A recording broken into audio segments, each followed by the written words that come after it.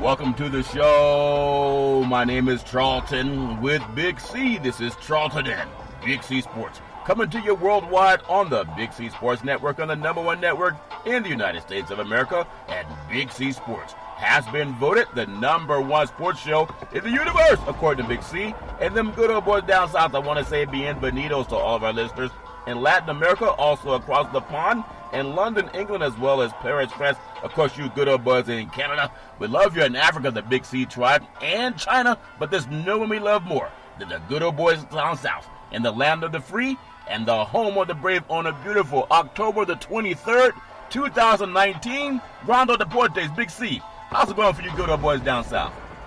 Charlton, I'm suffering from a little muscle fatigue in my eyes from last night. I was watching a hockey game and trying to find that puck on that ice drove me crazy. But the baseball game last night in Houston was just electrifying in Game 1 of the World Series. Yeah, it's amazing when you watch a game and you see a guy get hat that hasn't been had since the month of May, Big C, but it is all fair and love and war. Really love what's happening. NBA, the Battle for LA also tipped off last night.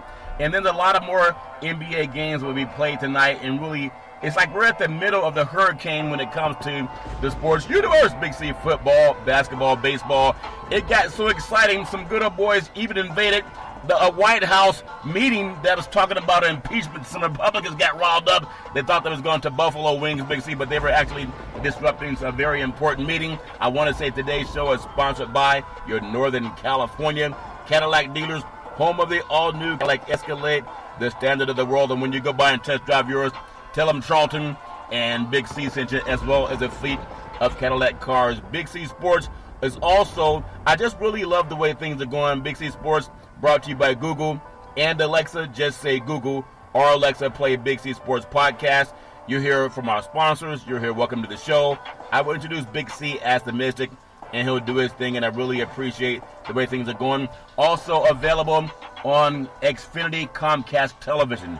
Big C launching on Roku TV, Fire TV, Android TV, and actually Android TVs and smart TVs all over the universe. Really appreciate that. It's funny. You can say something, Big C, and the way the mind works, you start to notice it more. You buy a certain car, you'll start seeing that car. You paint your house a certain color, you'll start seeing other houses that are painted that same color, Big C. I've been seeing more people sleeping on the ground, even though they're building new houses and arenas everywhere. That National Suicide Hotline number is so important, because if we don't take care of our most vulnerable people, then what good are we as a country, Big C? That National Suicide Hotline, why is it so important to you, Big C? Your thoughts? Well, it's so poignant what you said, is that America doesn't always take care of its most vulnerable people. We're so, intent on self-serving in this country, Charlton, is that we forget about those who are truly in need. And a lot of those are former veterans, Charlton, that have served in the horrific wars that we have had overseas. And they've come back to a country that seemed to have forgotten about all the deeds that they have done to keep the sovereignty of this great nation. Yeah. And they find themselves left out, Charlton, and they have no one to talk to, no one to deal with. And unfortunately, for many thousands of veterans, Charlton, it has ended in suicide. Yeah. And this is something that we must prevent in this country. It is preventable in this country. The National Suicide Prevention Hotline number, Charlton, is full of people that are knowledgeable about helping you mentally and socially to get yourself through these troubled times. Yep. And not just for veterans, Charlton. We have so many members of society in America who need mental help. Yeah. I know the White House, every time there's something that goes on as far as a horrific shooting in this country, he'll always say it's a mental health issue, that the people are mentally ill. Right. So why doesn't the White House reach out and put together more mental health services in this country, Charlton, other than worrying about what's going on in some other country or what some other politician is doing? Yeah. Help out these people that has helped this country, Charlton, get to the status that it is on the world stage. Suicide is preventable in America, Charlton. It is a disease like anything else, but it's a disease that we can actually control in people. Yep. The National Suicide Hotline number there, Charlton, prevention hotline number, is there to help stem that disease, Charlton. That's 800-273-8255, 800-273-8255, or you can text 838-255. That's 838-25 to get some help. Everybody has their own platform, Big C. But oftentimes, when I just look at other programs, it doesn't take long to give like 2 or 3 minutes just to go and reach out and help somebody But oftentimes we just forget that people who fought to make us free are going through issues. And I love reaching out to our military veterans, not just saying thoughts and prayers are with you, but the fact that you can actually get some help. I want to just bring up something that was a little bit troubling today. I know people want to know who won the game. They want to know, how many home runs did somebody hit. But testimony resumed today in the White House. Some good old boys from the Republican Party, they stormed a closed-door impeachment hearing, and they were sending things out, I guess, with their electronic devices, which is illegal. Here we are talking about helping people, and our nation's capital has so much shenanigans going in that them good old boys are bombarding the media. It's like the civil rights movement, but from within. Big C, your thoughts? Well, back in 2015, Senator Trey Gowdy said that hearings must go on. And back when they were investigating Benghazi, he said that it was illegal for anyone to interrupt the proceedings. Trey Gowdy was a Republican. Yeah. And yet the Republicans today did exactly against what Trey Gowdy said, is that it was illegal to go in and interrupt a Senate hearing, Charlton, on the impeachment or any other federal investigation. Yeah. It is so weird, Charlton, that when you look at what the Republicans are doing, they're doing everything that they spoke out for years ago, doing the Clinton impeachment. Yeah. When I look at that, and I think about Lindsey Graham saying, impeachment is part of the process. Yeah. And when you lie to the federal government, Charlton, or representing the federal government, it leads to impeachment. Yeah. But yet we hear lies every day coming from this administration and the Republicans saying, well, it's not so bad. It's a Republican doing it. I guess it depends on who's doing it. But I just want to make people aware of that. It's all fair and love and war, but there's a lot more important than just who won a game. But Big C, speaking of who won a game, you think about game one of the World Series. And I know they're doing game two as we speak, Big C. But game one, really, it did not disappoint anyone last night. You think about it. The story of the game last night was about Juan Soto going 3 for 4 with the home run. And them good old boys from Texas, they were throwing a guy that hadn't been beaten since the month of May. Big C, your thoughts? Well, it was an outstanding contest. When you look at the Houston Astros, they get up 2 runs in the first inning, and had everyone jubilant there in the state of Texas. Yeah. But Washington was not to be outdone. When you think about the Washington Nationals, how hot they've been in the playoffs, and even Juan Soto last night going 3 for 4 with a home run. They came back. They took the lead in the game. Charlton, Soto hit a home run. Zimmerman hit a home run. Yep. That put them in the lead for good to propel them to that 5-4 victory. And you think about the Washington Nationals. They have won 5 consecutive road games in the playoffs this year. So you talk about a team being hot on the road. This was almost expected, as far as everyone looking at the momentum that they had going into this game. But Houston, they weren't there to be outdone last night. You think about how competitive and how close that game was. Garrett Cole, as you said, hadn't lost the game since May. 19 consecutive wins, Charlton, that he's had being on the mound without facing a loss. Yeah. And so last night he was in uncharted territory when he got behind. Yeah, it's amazing how you look at what happens in this series, and I don't think anybody can challenge the fact that we're seeing really some of the best pitchers, I would think, Big C, in this series. But also, that thing you talked about before? It started back in Oakland when you said the visiting team really doesn't have all that pressure. And I was thinking, but the A's are going to have 55,000 fans in the Coliseum tonight, so Tampa doesn't have a chance. Well, the road team came in and got a win, Big C. And then the same thing happened when you looked at what went on with Atlanta. Atlanta went down. They were the home team, and the Cardinals came in there and got a win. Same thing in L.A. with the Dodgers. The Nationals came in there, and it's like the road teams, they don't have any pressure. Do you think we saw that last night, Big C? Your thoughts? Oh, well, most definitely. And plus, at this time of the year, it comes down to timely hitting. And you look how active the Washington Nationals bat was. I mean, when Garrett Cole is on the mound, I think you're at a bit of ease when you're the Houston Astros, because here's a guy who has won 19 consecutive decisions. 19 consecutive decisions. Yeah.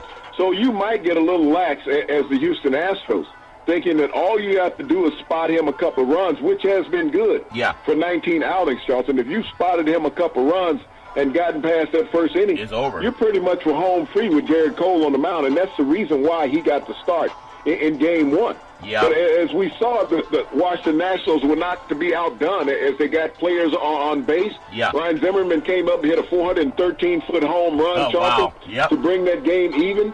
Not only that, right after that, Soto comes up in the next inning, in the fourth inning, and hits a 417-foot home run to put the team in the lead. At that point, the Washington Nationals felt that they were playing with house money. And then you got Matt Scherzer on the mound pitching, and he was lights out, Charlton. I mean, he had a lot of pitches in the first couple of innings. He was up in the 40-pitch count, going into the third inning. But he settled down, and once he settled down, the Houston Astros had no answer for him. Well, think about tonight, Minute Maid Ballpark in Houston, Big C. You think of it's on Fox Sports. Starting pitcher Steven Strasburg, he's 18-6 with a 3.32 ERA, going against the great Justin Verlander, who's 21-6 with a 2.58 ERA. It's amazing if the Nationals get this game tonight, going back home, Houston might start feeling like St. Louis felt. But I got to get your feeling on something. Just like a boxer, once Mike Tyson got knocked out by Buster Douglas, I think they drugged him or they put something in his Kool-Aid, Big C, but whatever happened, it happened. He was never the same boxer. Verlander, has he become the new Clayton Kershaw and lost that mystique because he lost his last start, Big C? Your thoughts? Well, actually, Verlander is only 1-4 in his last 5 playoff starts, Charlton. Yeah. So I don't know if you can say that he lost it. I mean, he's hung in there. I mean, when you look at games that they play, he's not giving up a lot of runs. You got to get run support from your players. Yeah. And Verlander is an ace when it comes to pitching. Yeah. He has the experience of pitching in the playoffs, but you also got to understand the guys on the other side of the mound, Charlton, are getting paid to play baseball also. Yeah. I don't think we face intimidation in baseball any longer like it once said around. When you sent a guy to the mound that you were basically guaranteed to get a win. Yeah. The older pitchers have been there, but the younger pitchers have more stamina. You talked about your boy Aroldis Chapman. Yeah. That you love to see him as a relief pitcher. So did Jose Altuve. He loved to see him as a relief pitcher also. And you see the Yankees sit at home like us watching the series. And when I look at Steven Strasburg, this guy is 5-0 in his last 5 postseason starts. Yeah. So when you look at the polar opposites of these two pitchers, you got the young gun in Strasburg, who was the number 1 pick overall in Major League Baseball in 2009. Yeah. So he has developed the way they have expected him as the Washington Nationals organization has grown. He has grown along with them. And you think about in 2015, when the Washington Nationals had the winningest team in Major League Baseball, that's right, and they made the playoffs, they shut him down because he was on a pitch count. Yeah. And that was an organizational move, which may have cost them an opportunity to get to the World Series. The best player on the roster didn't get a chance to pitch in the postseason. Yep. But things are kind of opposite this time around, Charlton. They understand it might be the last chance that this organization has a shot at the epic World Series title, Charlton. Yeah. So he's going to go out every opportunity he's in the rotation, and they expect to see him at least twice starting in this series. Well, I love that. I love that fact that you brought up, Big C. Also, you mentioned that when the Nationals responded that 413-foot home run by Zimmer, and then Soto went 417, and they took the lead. They never relinquished that lead at 5-4 victory for the Nationals. But Houston, there was I think it was Springer. He was about to tie the game. He hit the ball, and it was probably going to be a home run, but the outfielder tipped it with his glove and missed it. It could have been an out, but because he tipped it and missed it, the ball didn't go over the fence. But the Astros still got a score. They talk about football being a game of inches. And I know there's a kid, Acuna, when they said he was grandstanding when he thought he had a home run, and he kind of hot dogged it around the base, and that cost him. People were saying that cost him that game against the Cardinals. I don't recall the outfielder's name for the Nationals, but he should have caught that ball. It's always a game of inches also in baseball, Big C. Your thoughts? Well, every sport comes down to a game of inches. We see that whether it's in real time, we see it in replays. It's a matter of judgment. Yeah. And human error has always been a part of sports. That's just the fact that nobody's perfect when it comes down to it. And that's the difference in winning and losing. Somebody making the right decision or the big play. Yep. Well, it was a great game. Now, I've been eating a lot of salad, especially a lot of collard greens, Big C. But when the Nationals, Trey Turner stole the base in the top of the first inning, he won everybody in America a Doritos, a local taco from Taco Bell. I think it's going to be October the 30th. But if they really care about the health of America, why don't they send them down to your restaurant and get some collard greens for everybody, Big C, your thoughts? Well, I mean, that's an outstanding move and promotion by Taco Bell. I mean, they never expect for these events to occur, Charlton. But as you think about the stolen base in the first inning, it was done early in the game, Charlton. So everybody in America on October 30th between 2 p.m. and 6 p.m. can go to any local Taco Bell and go through and get your free Doritos local taco courtesy of the Washington Nationals. Of the Washington Nationals. Well, it's amazing. I mean, I love when they give things to the fans. 18 of the last 24 World Series, they've been won by the team that won Game 1, Big C. That's amazing. And so that looks at about 64% of the time the team that wins Game 1 will go on to win the World Series. But it's not always the case because we've had teams on the road have been getting at least a win. So it doesn't mean it's going to hold up this time, but that's still a good stat, Big C. Your thoughts? Well, 18 of 24, I mean, as you said just there, they don't always win, but they're going to win the majority of the time. Right. You know, the thing about this series, Houston has to win. They're in a must-win situation. They're not going to go down 0-2 to Washington and then go back to the nation's capital and play outside in the elements this time of the year, Charlton, and hope to have the same success as the confines of Minute Maid Park in Houston. Yeah, so we're going to see a lot of good baseball coming, I hope. And again, thinking about this also, it's the first loss for Cole since back in May. And with the loss, it gave Washington its first World Series victory since 1933. It was Game 4 against the Giants. That's a lot of history they made up last night in one game, Big C. Your thoughts? Well, you think about that. They did not win until Game 4 against the Brooklyn Giants, Charlton, but the Giants went on to win that series against the Washington Senators at that time. So it's been many years since they've had an opportunity to rejoice in a World Series game victory. Yeah. So in your opinion, I guess it makes sense if they don't get it done tonight down in Texas, there's no need for buying tickets when the Astros come back to town. But I was hoping 7 games. To get 7 games, you got to get through one first. But this is really desperation time for Houston, or they will have a problem, Big C. Your thoughts? Well, you know, any team has a problem, and all teams have the ability to fight back. But you got to look at where the Washington Nationals are. They've won 5 consecutive road games. They feel more comfortable in their opponent's ballpark, seems like, than they do in their own ballpark. But you got to also realize they won the last 2 games they played at home against the Dodgers to get to the World Series. Yeah, that's all fair and love and war. So we look forward to great baseball. I want to also bounce the ball over to the world of the NBA, because the NBA, some people say is fantastic. Others say is the best marketed sport in the universe. You get to see the players up close. They're not hiding behind a face mask. They're not hiding behind glass the way you have the NHL does it. They're not behind a fence like in Major League Baseball. So last night, LA really is, when you're in LA, LA's the mecca of everything. Outside of LA, maybe it is New York. But I want to start with Canada. Defending NBA champion Toronto Raptors, they beat the New Orleans Pelicans 130-122 in overtime.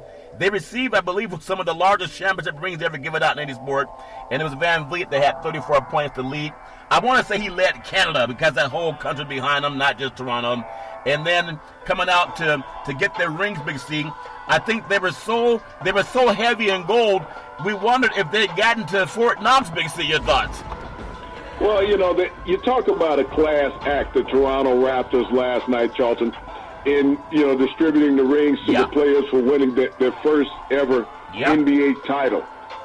They had the largest single carat stone ever, Charlton, in a championship ring in the center of that stone. 1.5 carats each for those things.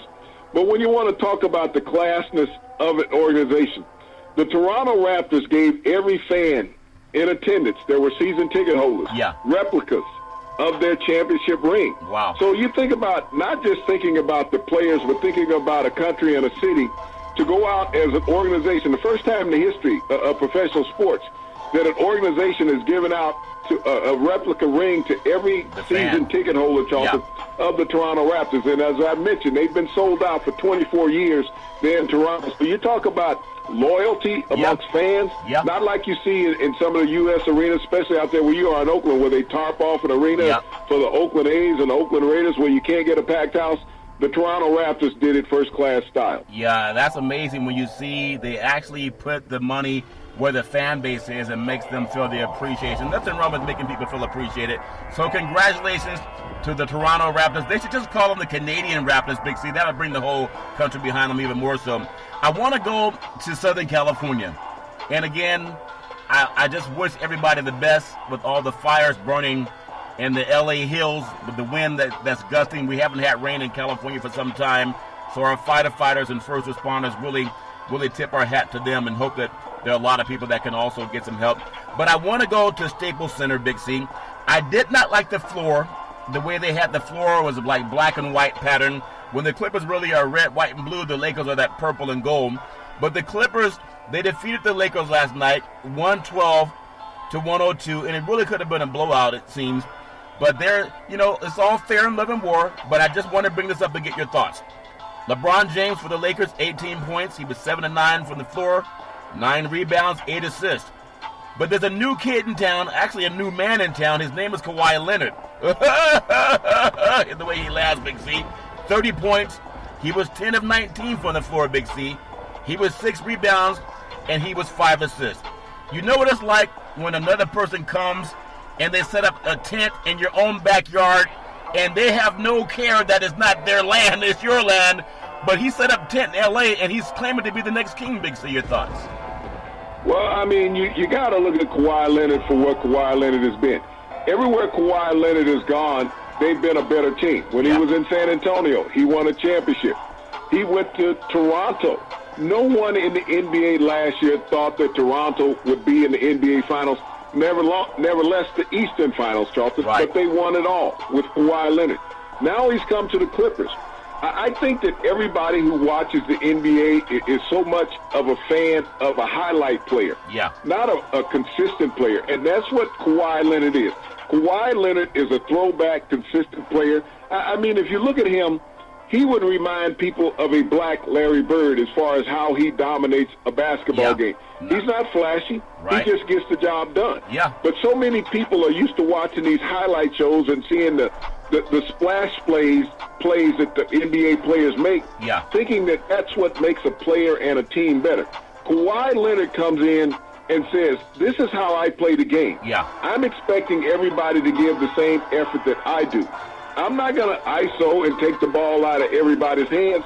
I'm going to take my opportunities when they're there. I think that America has gotten so enamored with King James, and I mean, he's a great player. He's been the greatest player in the NBA over the last 12 years. You know, hands down. He might not have gotten all the MVPs, but he's been the most dominant.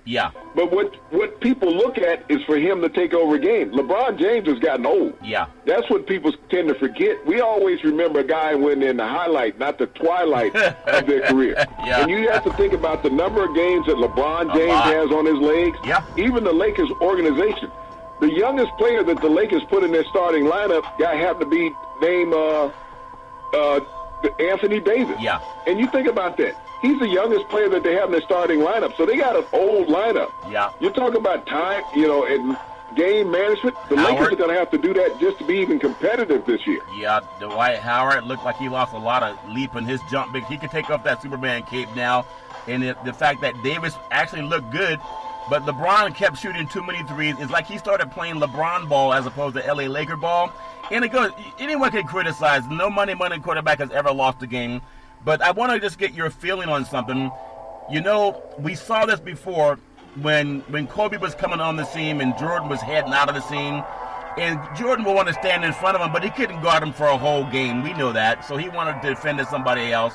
And then last night, it's as if, just my thoughts, LeBron didn't want to cover the best guy on the floor, which is why maybe he wanted to have a couple setups against him, but he really couldn't. And I don't think they should make LeBron look bad by trying to do that. I know some people in LA saying LeBron's afraid of Kawhi Leonard. He's not afraid of anybody, but he just doesn't have those 30-year-old legs anymore. Big C, your thoughts?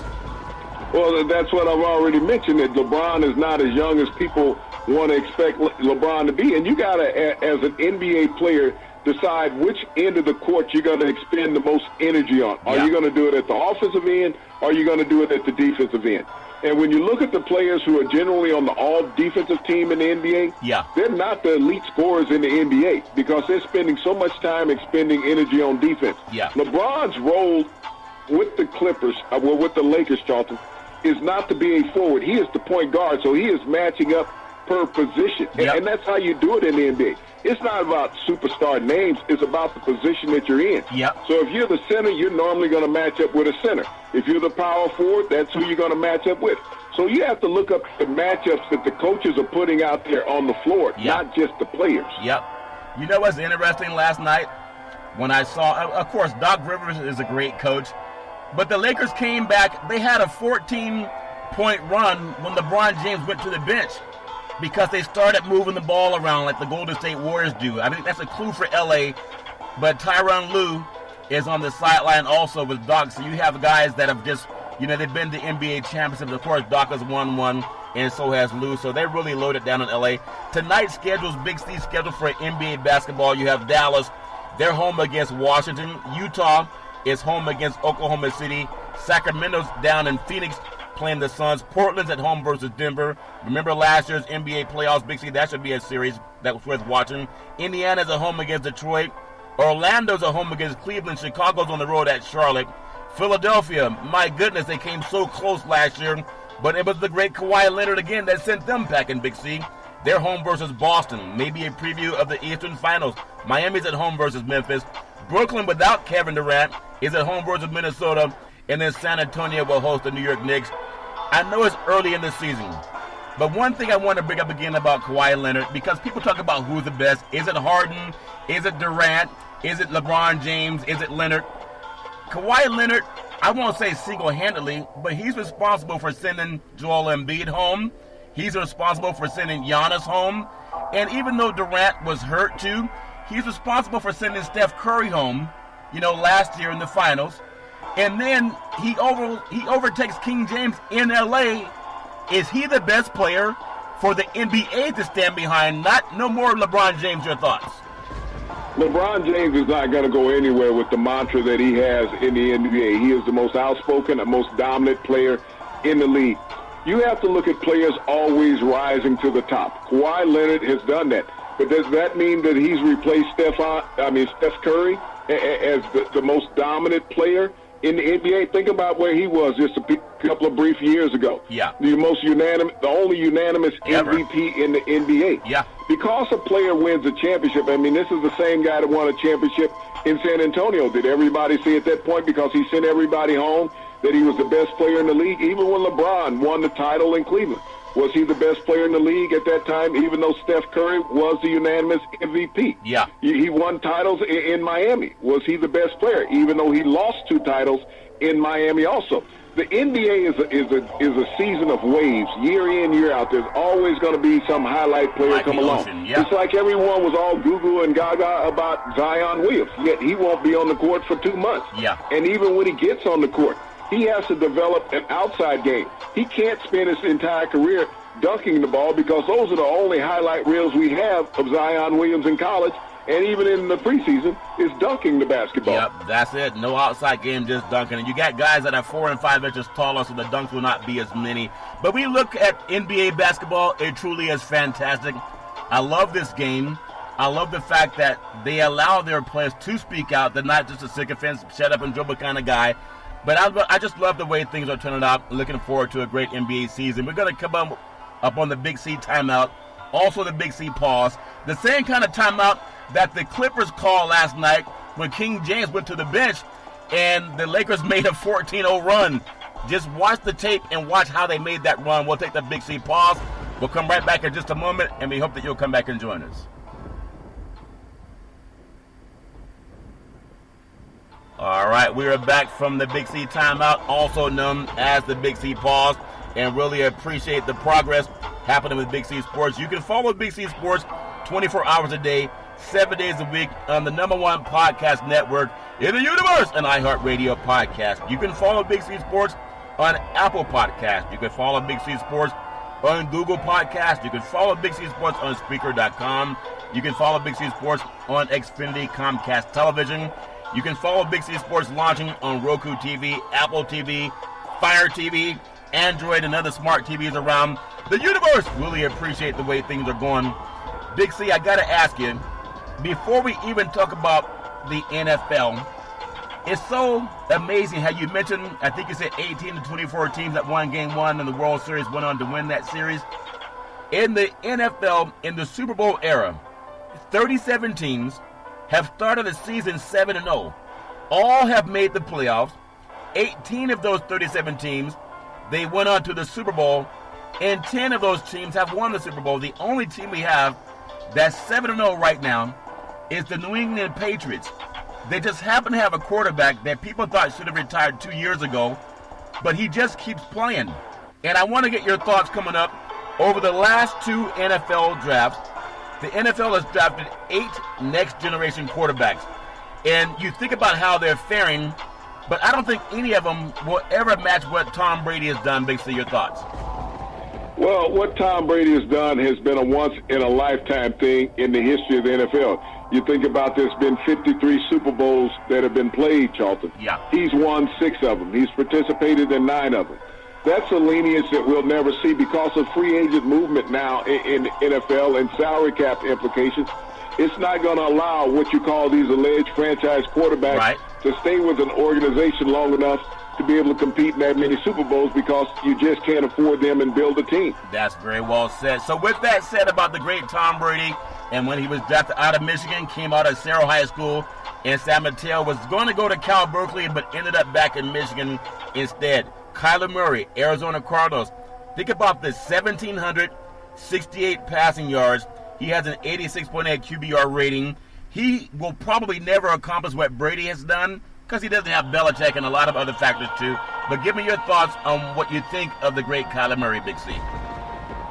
Well, as I look at Kyler Murray's accomplishments here in his rookie year in the NFL, I think he's on schedule as far as the accomplishments that he's accomplished, being with a new coaching staff, a new system, Charlton, in the NFL, and having so many doubters about why did he play in the NFL instead of Major League Baseball, because his career would be much longer with guaranteed time in that league. But here it is. He's dispelled all the naysayers, Charlton, going out. He's won his last 2 games as a starter. He has the Arizona Cardinals offense all exciting once again. Yeah, once again, and just like he played at University of Oklahoma and also Allen High School down in Texas, he's continued to win everywhere he's gone. Really impressed with him. I want to throw it to another player out of Louisville. You look at Lamar Jackson for the Baltimore Ravens. He has 1,650 yards passing. His QBR rating is 94.1, but I believe he's also among the top 5 in rushing in the NFL. Big C, that's incredible. Your thoughts? Well, this is a player that your buddies Mel Kiper and Todd McShay said teams should look at him as a defensive back or receiver. Yeah. He has all the defensive backs in the NFL worried, Charlton, every time they face the Baltimore Ravens. Yeah. And his receivers are very happy that he's playing quarterback.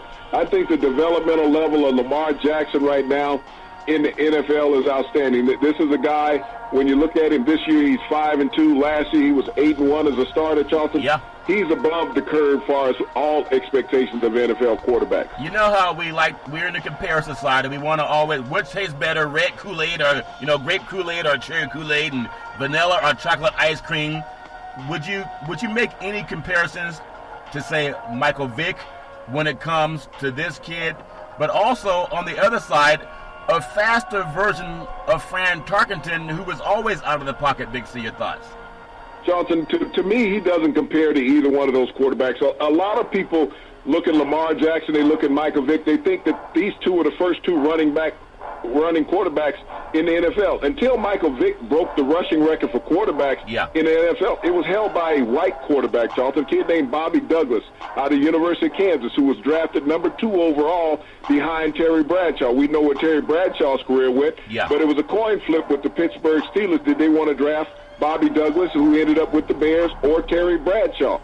But I liken him more to Randall Cunningham when I look at his style of play, his throwing motion and all. Yeah. He needs to be a little more refined, just like Randall Cunningham did as he developed in his career, backing up Ron Jaworski. before Jaworski moved on, just like Joe Flacco did. But that's the player that I can Lamar Jackson to more than any other quarterback. That's very good knowledge. Basically, I did love the way Randall Cunningham ran. Baker Mayfield, the Cleveland Browns, 1,496 passing yards. His QBR rating is only 66. And here's a guy that's benefited himself through self-promotion. So he's on a lot of TV commercials. But if they base TV commercials based on your performance, he wouldn't have any TV commercials. Big C, your thoughts? Well, when you talked about comparing Kyler Murray to Tom Brady, compare Baker Mayfield to Tom Brady. Yeah. Tom Brady said there's no quarterback in the NFL willing to give up his life to be successful. Baker Mayfield exemplifies that. He's too busy promoting his life to be successful. I want to just give a pause on that again, because in this business, people have said that LeBron James is too focused on becoming a billionaire or trying to make movies now, and he has this different things that are not 100% focused on basketball. Michael Jordan, he did it with Nike, but he started promoting more once he retired, not as a part-time job. And Baker Mayfield, he's escaped that scrutiny because he hasn't been around as long, or does that make any sense, Big C? Your thoughts?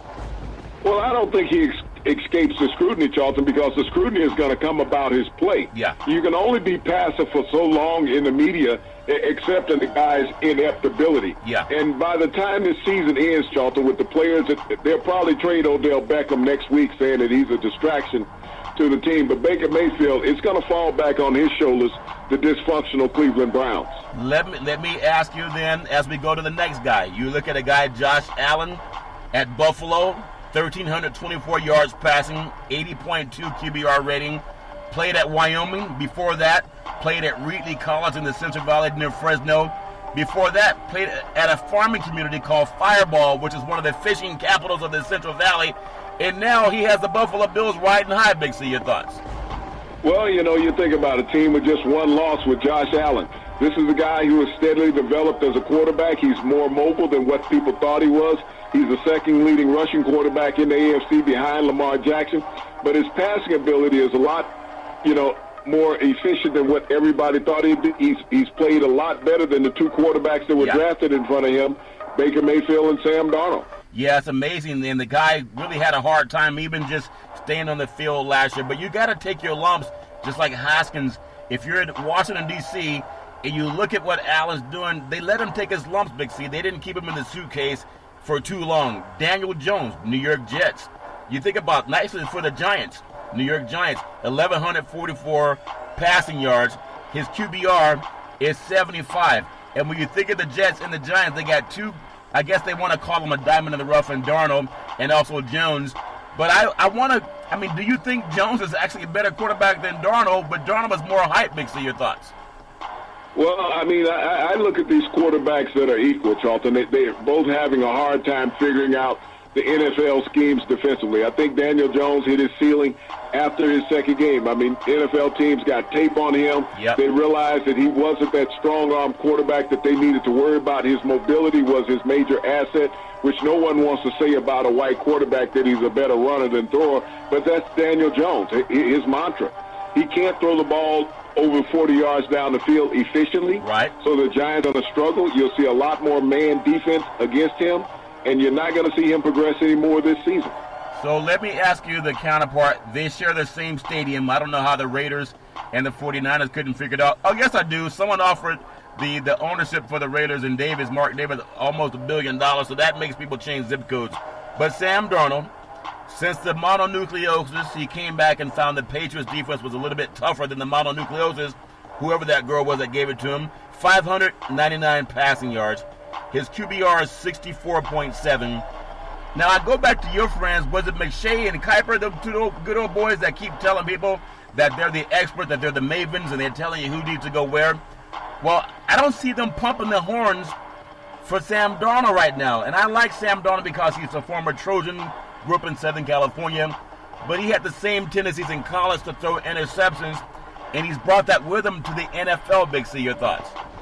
Well, see, you're in love with him just like Kuiper Mache, so I think all you guys are on a conference call together when you're talking about evaluating I this didn't guy. say love, I said I like when the he was at Trojans. USC for our throwing interceptions, Yeah. and everyone said he should be the number one pick in the draft. That's right. I guess he and Baker Mayfield are basically even right now as far as their productivity in the NFL, but he has not progressed any since he came into the NFL. He won a couple of games as a rookie. I mean, he had a great opening game against the Detroit Lions, and everyone had anointed him the next chosen one, Charlton. Yeah. And I guess they've chosen somebody else since then. Well, I want to give you a little inside news that a little birdie told me.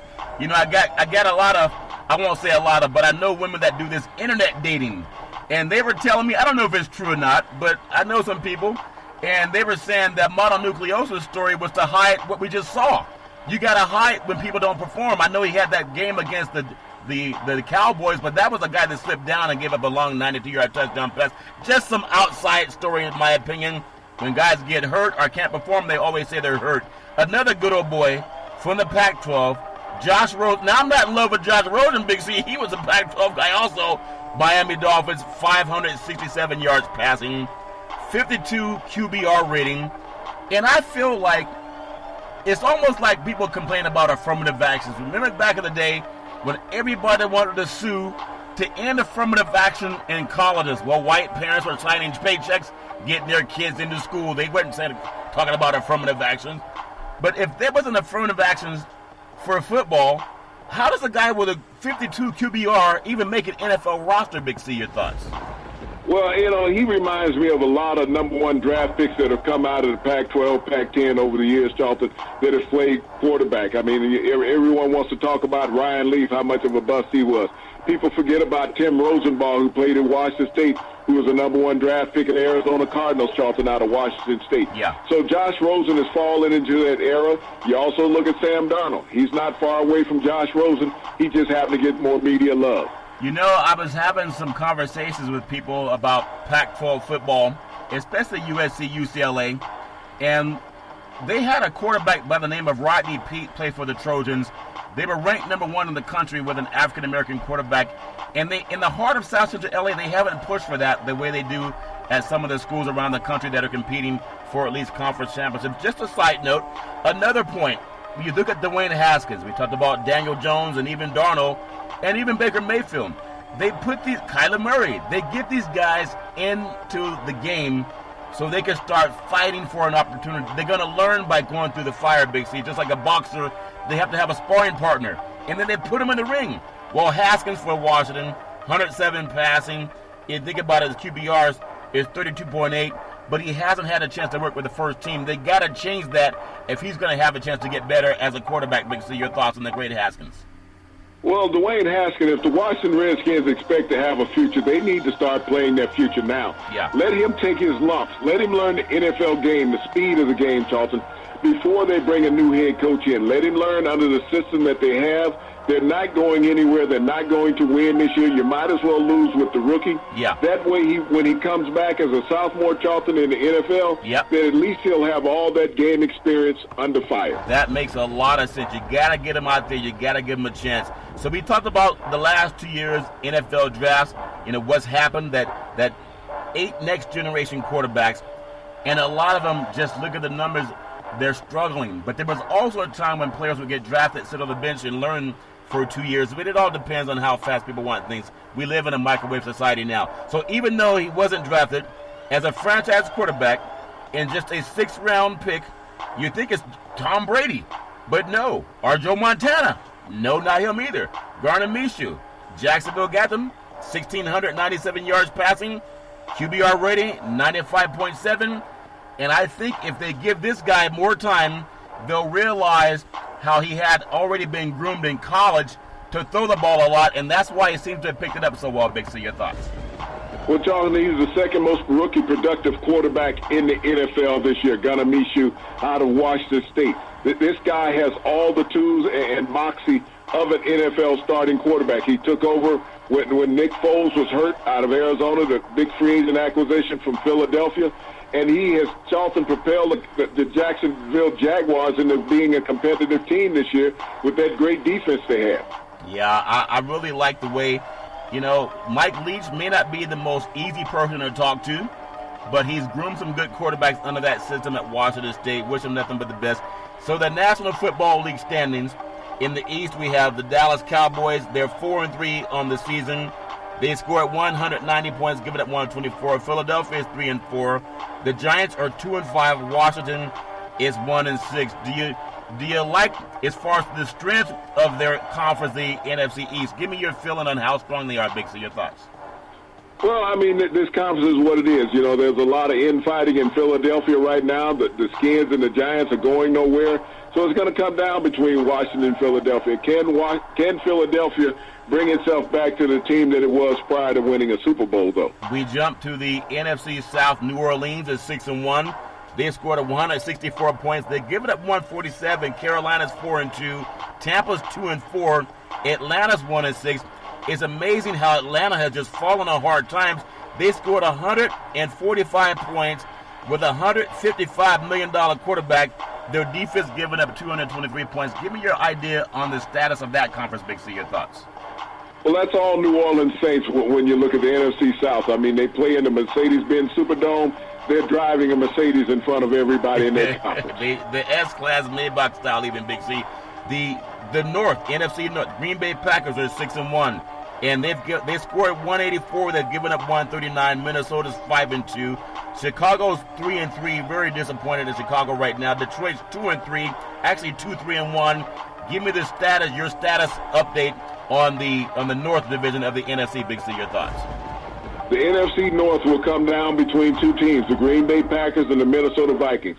Whichever one of these teams has the most dominant running game as that season goes on, Charlton, will win that conference. We swing it out west, Big C. The 49ers, they're 6-0.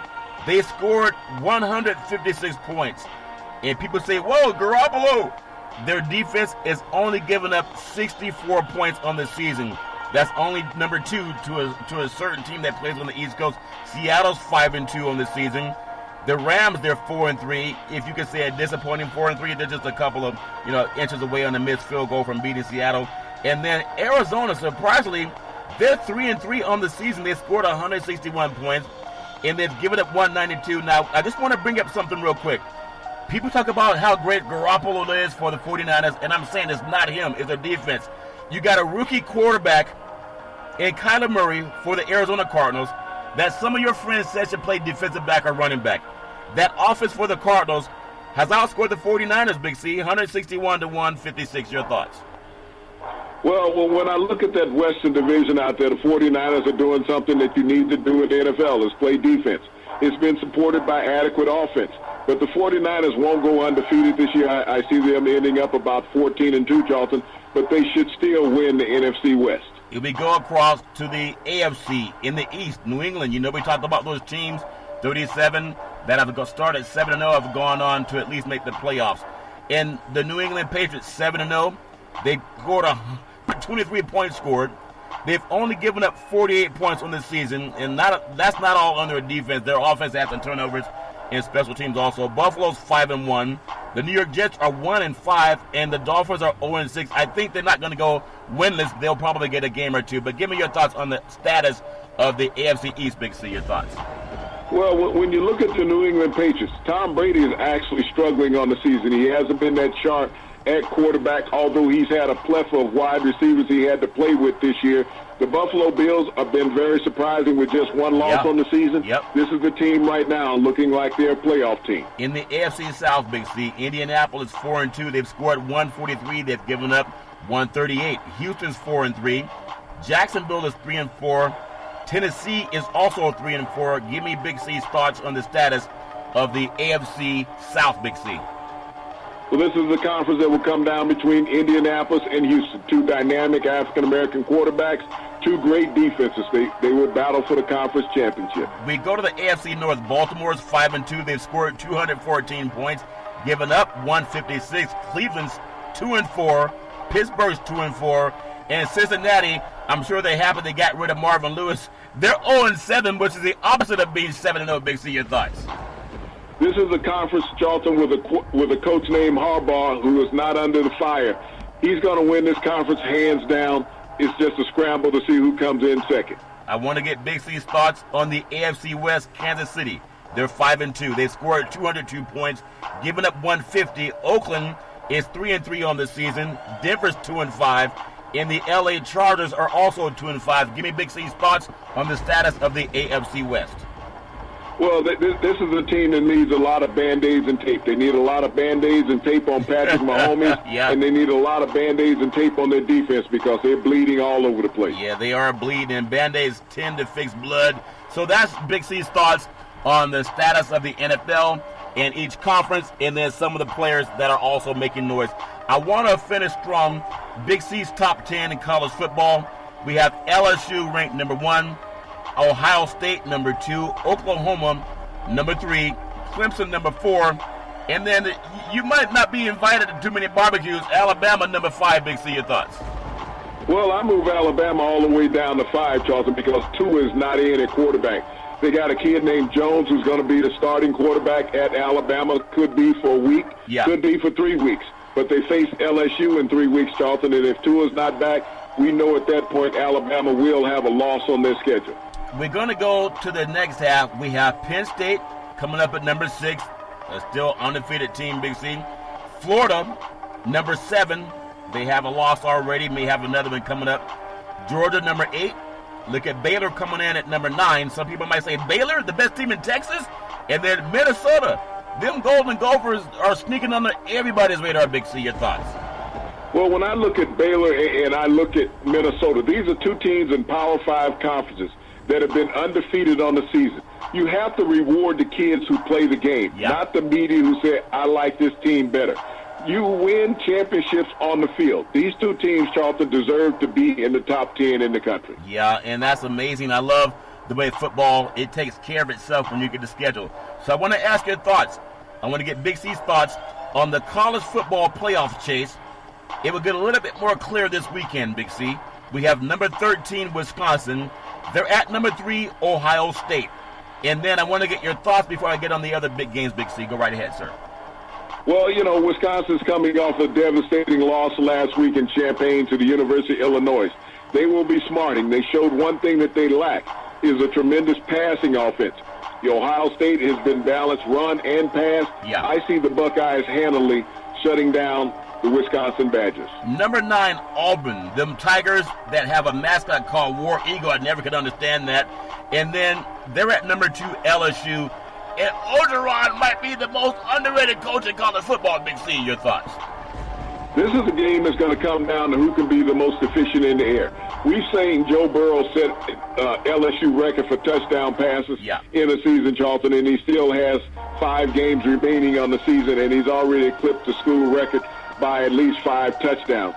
So I don't see Bo Nix being able to keep up with him with that aerial attack. Right. I see LSU running away from Auburn, giving them their 2nd loss on the season. That would be something else to see. Number 8, Notre Dame. At number 19, Michigan. Now, Notre Dame, back in the days of Air Park season, is when I started paying attention to them. They've always been a team that has always been on the national radar. And when you have touchdown Jesus overlooking your stadium, you would never think there's shenanigans that go on at Notre Dame. But this game's going to be at the Big House with Michigan. Harbaugh's always under fire. But there was a time when Kelly was under fire, too, at Notre Dame. This is a big game, and I love the fact that you have big on big. Notre Dame going into the Big House, taking on a team that has aspirations for a Big Ten championship. Give me your thoughts on this matchup, Big C. Go right ahead. Well, they might have aspirations for a Big Ten championship, Charlton, but those are fading dreams for Michigan. This could be Michigan's 3rd loss on the season, and if it is, there's going to be a lot of rumblings in Ann Arbor, Charlton, about Jim Harbaugh's future and how soon would he exit to the NFL. But I want to get your thoughts, too. I love these kind of games because Harbaugh knew what he was facing, and I know these schedules are placed, many years before, but the fact that if you're already in a conference where you got to beat Ohio State, you got to beat Michigan State, you got to beat Wisconsin, you got to beat Iowa, and now even if you want to at Nebraska at times, you still got to look at Minnesota. Why schedule Notre Dame? Why not play, North Central Texas or North, Central Michigan? You at least got to give Harbaugh credit for that, even if it might be his swan song at Michigan. Big C, your thoughts? those are rivalry games, Charlton. Harbaugh had nothing to do with that schedule. When you look back at how long Notre Dame and Michigan has played, it's like Notre Dame and USC. You play these regional games, Charlton, because they've been part of your tradition, just like a conference. Yeah, it's a great game to look forward to. Which former University of Florida Gators head coach, in your opinion, is most likely to get back into the coaching next season for college football? Because the money's big, and sometimes you got to get back to what you love. Big C, your thoughts? You know, a lot of talk has been about Urban Meyer, and where will he end up next year? I'm more akin to Steve Spurrier, because he's a consultant down at the University of Florida. And there's going to be a movement down in Florida State, Charlton, to bring in this cross-state rival from down to Tallahassee. Yeah. Willie Taggart won't survive this season at Florida State. I think Steve Spurrier, with his mindset, and the university will throw enough money at him to get the old ball coach off the sideline. Well, sometimes money talks and all the other stuff walks. College football, things are so bad now at Rutgers. Who can they get to come in and coach that program? It's now a touchdown underdog at home against Liberty University. In the history of bad things that have happened to Rutgers, Big C, since joining the Big Ten Conference, they've added onto their stadium, but this might be the worst. Rutgers is 1-6.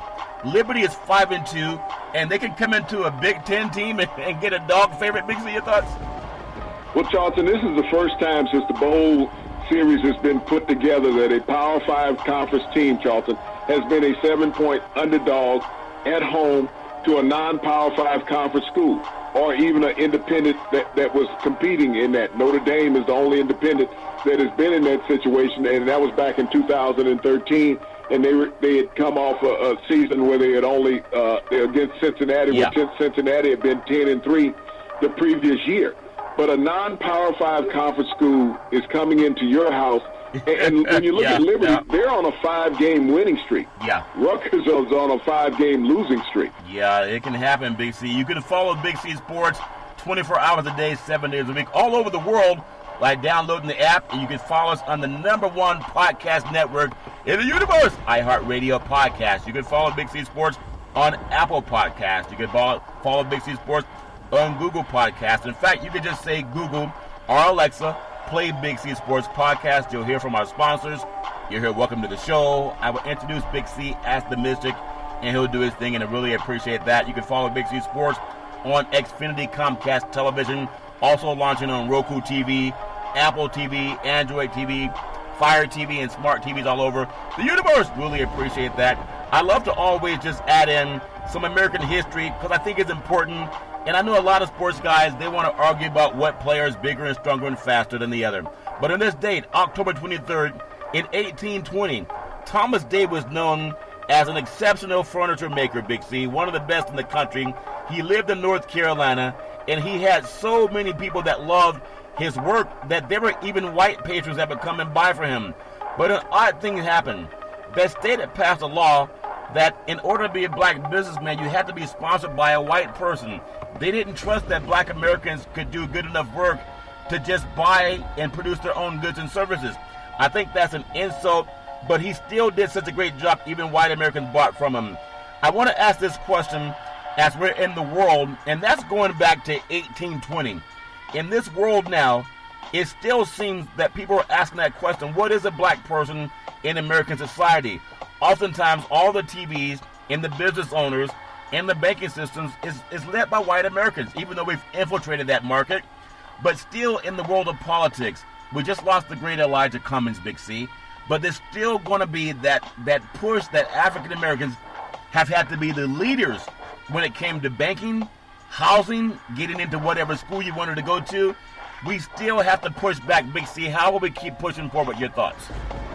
Well, the thing about pushing forward as an African-American society in America is that you have to learn how to work together, not against somebody else, but you have to work with each other within a culture. When we think about the non-advancements of the African-American community, Charlton, over the 400 years, we can talk about where we've strived and gotten to, but we got to think about how much we have digressed over time.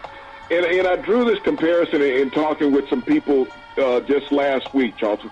When we think about in America, if we think about the LGBT community in America, how they call it a community, that entire culture, which encumbers as many races, Charlton, when we think about the alternative lifestyle that they lead. But they look at each other as a culture.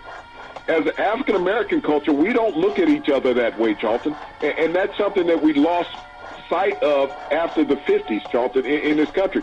We thought more about individualism than keeping together as a culture and bringing all our power together. Yeah. So until African-Americans can get back to the mindset of the LBG community that you're going to do things as a culture, not as individuals in a race. Yeah, I think it all takes communication.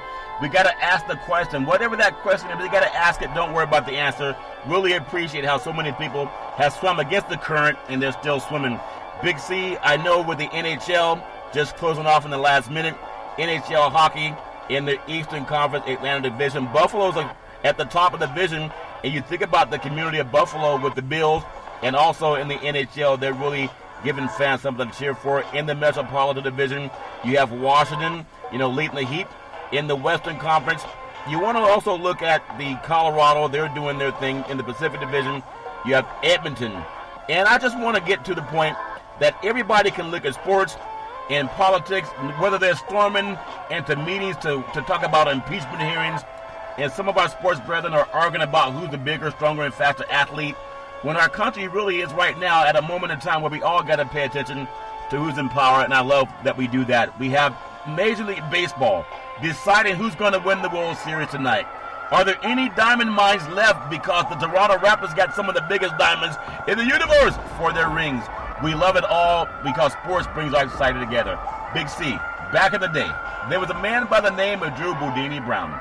He was known as Muhammad Ali's right-hand man, and he would always tell Ali, with all you got to use, how can you lose? Rumble, young men, rumble. Big C, what are you looking forward to in the sports universe? Well, Charlton, just a little oversight that no one really noticed last night in Game 1 of the World Series between the Houston Astros and the Washington Nationals. I believe that history was made in Major League Baseball because the three men behind home plate last night, Charlton, all of them were non-white. We had representation of Asian Americans, Charlton. We had representation of Hispanic American, Charlton. And we also had representation of an African American who was the home plate umpire last night. So the first time in World Series history, Charlton, we had three nationalities represented that were non-Caucasian behind home plate in a World Series. Well, that's amazing. So progress happens, but you got to ask for it. And when you're asking, ask for a Big C Sports. You can follow every Monday through Friday at 5 and 6 p.m. worldwide when you follow Big C Sports on the Big C Sports Network, on the #1 network in the United States of America. And Big C Sports has been voted the #1 sports show in the universe, according to Big C and them good old boys down south. As we always tell you, there's never, ever an excuse for domestic violence. If you know any man or woman going through that garbage, please pick up the phone and call 911, because no man or woman should ever have to go through that garbage on their own. And as we always tell you on every Big C Sports show, we thank you, we appreciate you, and we hope that you have a super fantastic day.